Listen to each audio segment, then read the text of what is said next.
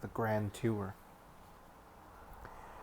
Dervish drives like a madman, 100 miles an hour, howling wind, blurred countryside, no chance to talk or study the scenery.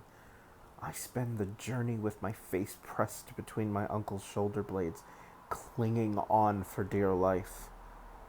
Finally, coming to a small village, he slows. I peek and catch the name on a sign as we exit. Carcery Vale. Carcery Vale? I murmur.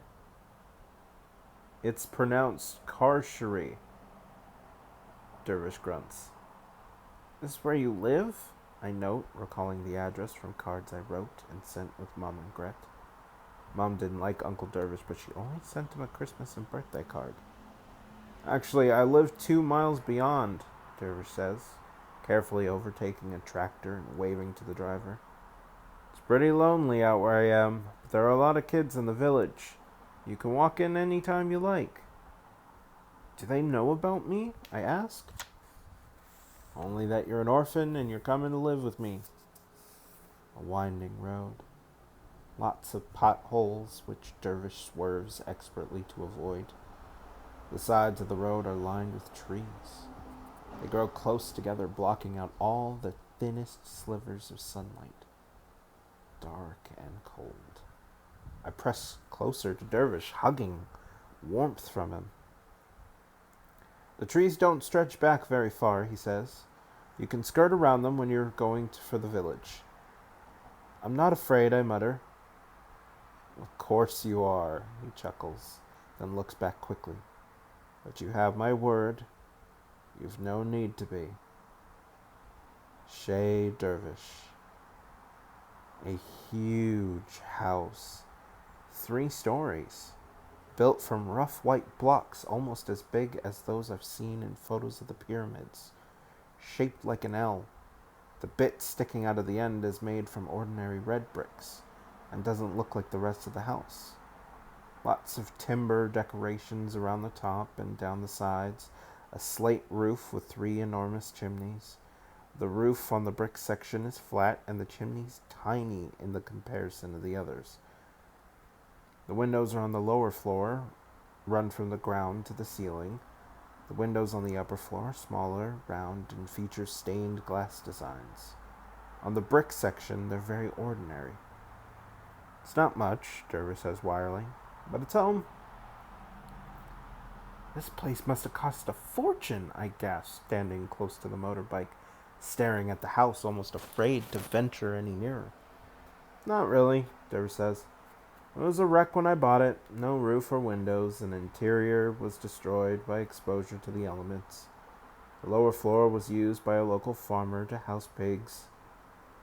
I lived in the brick extension for years while I restored the main building.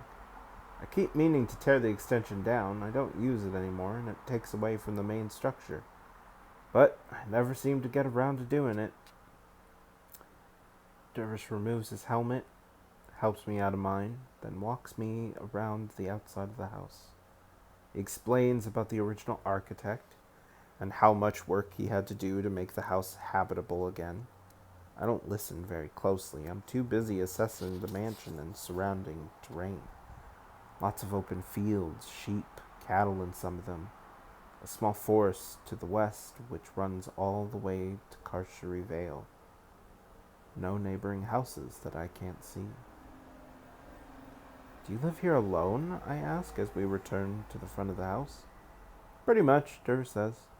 One farmer owns most of this land, and he's opposed to overdevelopment. He's old. I guess his children will sell the plots when he dies, but for the last 20 years I've had all the peace and seclusion a man could wish for. Doesn't it get lonely, I ask? No, Dervish says. I'm a fairly solitary by nature. When I'm in need of company, it's only a short stroll to the village, and I travel a lot. I have many friends around the globe. We stop at the giant front doors, a pair of them like the entrance to a castle. No doorbell, just 2 chunky gargoyle-shaped knockers, which I eye apprehensively. Dervish doesn't open the doors. He studies me quietly. Have you lost the key? I ask. We don't have to enter, he says. I think you'll grow to love this place after a while. It's a lot to take in at the start. If you'd prefer, you can stay in the brick extension. It's an eyesore, but cozy inside. Or we can drive to the Vale and you can spend a few nights in a B&B until you get your bearings. It's tempting. If the house is even half as spooky on the inside as it looks from out here, it's going to be hard to adapt to. But if I don't move in now, I'm sure the house will grow far creepier in my imagination than it can ever be in real life. Come on, I grin weakly, lifting one of the gargoyle knockers and rapping loudly. We look like a pair of idiots standing out here. Let's go in.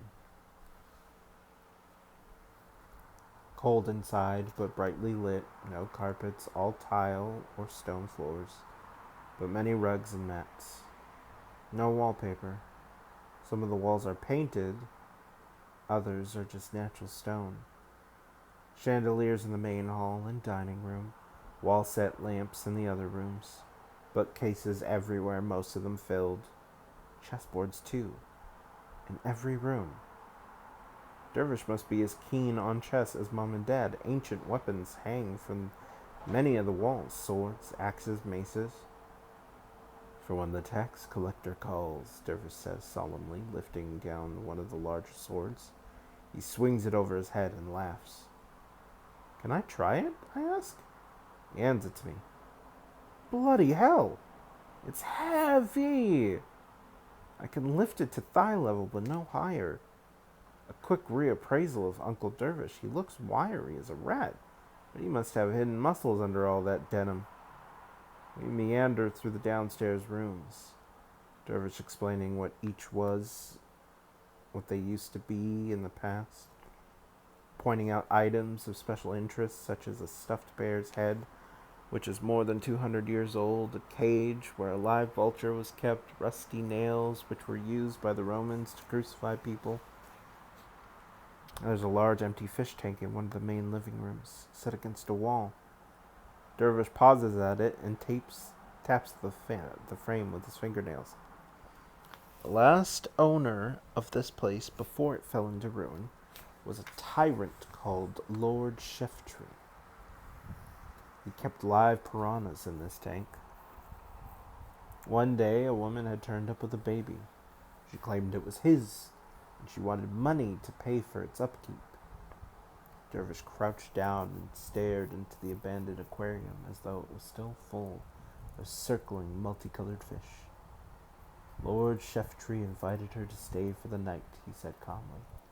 While she was sleeping, he crept into her room and removed her baby, brought it down here, and fed it to the piranhas. Took the bones away and buried them. The woman raised almighty hell, but search parties couldn't find a corpse, and nobody had seen her arrive with a child. So there was no proof she had ever had one. She ranted and raved and was eventually locked away in a mental asylum. She hanged herself there. Years later, when Lord Sheftry was an old man and his mind was wandering, he boasted about the murder of one of his servants and told her where the bones were buried. She dug him up and informed the police, and they came to arrest him. But the local villagers got here first. He was discovered chopped up into tiny pieces, all of which had been dropped into the piranha tank.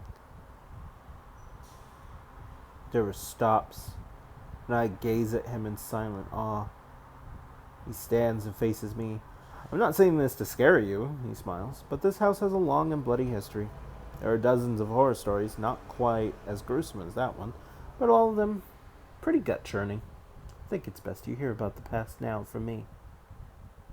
Is this house haunted, I wheeze? No, he answers seriously. It's safe.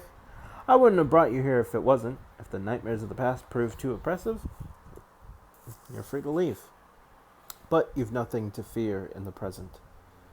I nod slowly, thinking about Lord Sheftry and his piranha. wondering if I have the courage to spend the night in a house like this. Are you okay? Dervish asks. Would you like to step outside for fresh air? I'm fine, I mutter, turning my back on the fish tank, acting like I hear this sort of stuff all the time. What's upstairs?